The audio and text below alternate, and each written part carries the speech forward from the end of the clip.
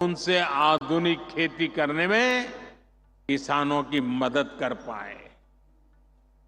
हम 2 लाख पशु सखियों को भी ट्रेन कर रहे हैं ताकि वे पशुपालकों को मदद कर सके।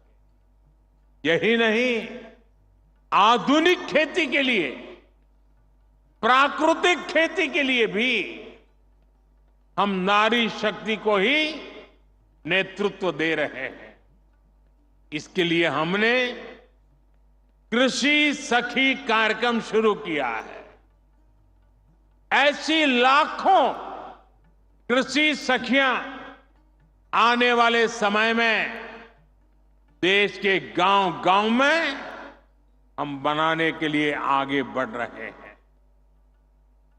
इन सभी अभियानों से बेटियों को रोजगार भी मिलेगा, उनका आत्मविश्वास भी बढ़ेगा और बेटियों के सामर्थ्य को लेकर समाज में भी एक नई सोच का निर्माण होगा। साथियों, अभी पिछले महीने ही देश का एक बजट आया है।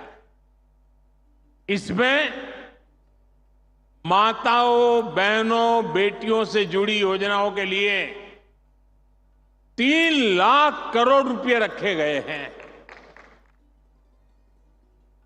बेटियां ज्यादा संख्या में नौकरी करें, इसके लिए दफ्तरों में, फैक्ट्रियों में उनके लिए विशेष सुविधाएं बनाने की घोषणा की गई है।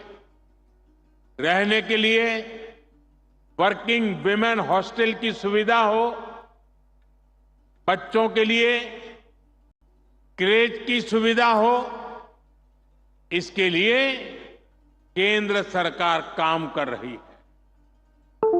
हमारी सरकार बेटियों के लिए हर सेक्टर खोल रही है जहां कभी उन पर पाबंदियां थी। आज तीनों सेनाओं में महिला अफसर तैनात हो रही हैं, फाइटर पायलट तैनात हो रही है, सैनिक स्कूलों में, सैन्य अकादमियों में बेटियों को दाखिला मिल रहा है। जो हमारी पुलिस फोर्स है, जो हमारे अर्धसैनिक बल है, उनमें बेटियों की संख्या में बहुत बड़ी वृद्धि हुई है। गांव में कृषि और डेयरी सेक्टर से लेकर स्टार्टअप क्रांति तक आज बड़ी संख्या में बेटियां बिजनेस मैनेज कर रही हैं। राजनीति में भी बेटियों की भागीदारी बढ़े, इसके लिए हमने नारी शक्ति वंदन कानून बनाया है। साथियों, माताओं, बहनों, बेटियों का सामर्थ्य बढ़ाने के साथ साथ उनकी सुरक्षा भी देश की प्राथमिकता है। मैंने लाल किले से भी बार बार इस विषय को उठाया है। आज देश का कोई भी राज्य हो, अपनी बहनों बेटियों की पीड़ा को, उनके गुस्से को मैं समझ रहा हूं। मैं एक बार फिर देश के हर राजनीतिक दल से कहूंगा, हर राज्य सरकार से कहूंगा कि महिलाओं के खिलाफ अपराध अक्षम्य पाप है। दोषी कोई भी हो, वो बचना नहीं चाहिए। उसको किसी भी रूप में मदद करने वाले बचने नहीं चाहिए। अस्पताल हो, स्कूल हो, दफ्तर हो या फिर पुलिस व्यवस्था, जिस भी स्तर पर लापरवाही होती है, सबका हिसाब होना चाहिए। ऊपर से नीचे तक मैसेज एकदम साफ जाना चाहिए। ये पाप अक्षम्य है। अरे सरकारें आती रहेगी, जाती रहेगी, लेकिन जीवन की रक्षा और नारी गरिमा की रक्षा इस समाज के रूप में भी और सरकार के रूप में भी हम सबका बड़ा दायित्व है। साथियों, महिलाओं पर अत्याचार करने वालों को कड़ी से कड़ी सजा देने के लिए हमारी सरकार कानूनों को भी लगातार सख्त कर रही है। आज इतनी बड़ी संख्या में देश की बहनों बेटियां यहां है, तो इसलिए मैं विशेष तौर पर आपको बताना चाहता हूं। पहले शिकायत आती थी कि समय पर एफआईआर नहीं होती, सुनवाई नहीं होती, मुकदमों में देर बहुत लगती है। ऐसी अनेक अड़चनों को हमने भारतीय न्याय संहिता में दूर कर दिया है। इसमें एक पूरा चैप्टर महिलाओं और बच्चों के साथ होने वाले अत्याचार के संबंध में बनाया गया है।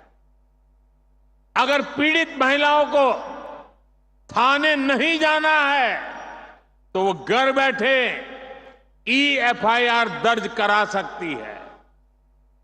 हमने ये भी पक्का किया है कि एफआईआर से थाने के स्तर पर कोई टाल मटोल या फिर छेड़छाड़ नहीं कर पाएगा। इससे तेजी से जांच करने और दोषियों को कड़ी सजा मिलने में भी मदद मिलेगी। साथियों, नए कानूनों में नाबालिगों से हुए यौन अपराधों पर फांसी और उम्र कैद की सजा का प्रावधान किया गया है। बेटियों के साथ शादी के नाम पर भी धोखे के कई मामले आते रहे हैं। पहले इसके लिए कोई स्पष्ट कानून नहीं था। अब भारतीय न्याय संहिता में शादी के झूठे वादों और छल को भी साफ साफ परिभाषित किया गया है। मैं आपको विश्वास दिलाता हूं, केंद्र सरकार महिलाओं के खिलाफ अत्याचार रोकने के लिए हर तरीके से राज्य सरकारों के साथ है। हमें भारत के समाज से इस पाप की मानसिकता को मिटाकर ही रुकना होगा।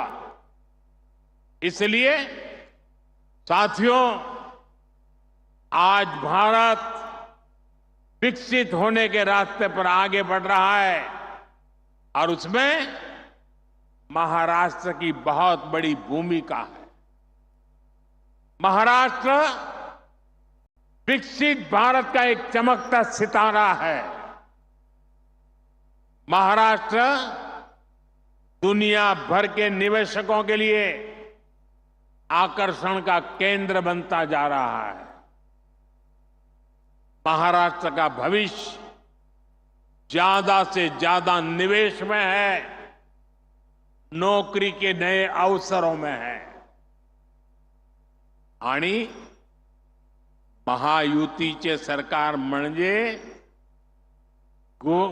गुंतवणूक आणि नौकरीची गारंटी आहे।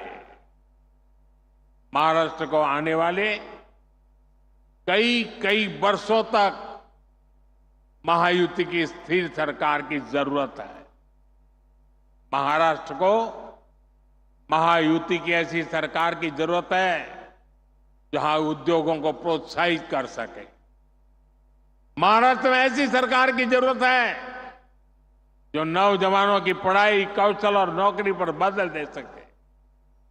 मुझे पूरा भरोसा है कि महाराष्ट्र की स्थिरता और समृद्धि के लिए यहां की माताएं बहनें आगे बढ़कर मेरा साथ देंगी। मुझे आप बहनों पर पूरा भरोसा है। एक बार फिर महाराष्ट्र की युति सरकार के कामों को भारत सरकार की तरफ से हर प्रकार की मदद का आश्वासन देते हुए आप सबको बहुत बहुत शुभकामनाएं देता हूं। मेरे साथ बोलिए, भारत माता की। दोनों हाथ ऊपर करके मुट्ठी बंद करके पूरी ताकत से बोलिए, भारत माता की, भारत माता की, भारत माता की, भारत माता की, भारत माता की। बहुत बहुत धन्यवाद।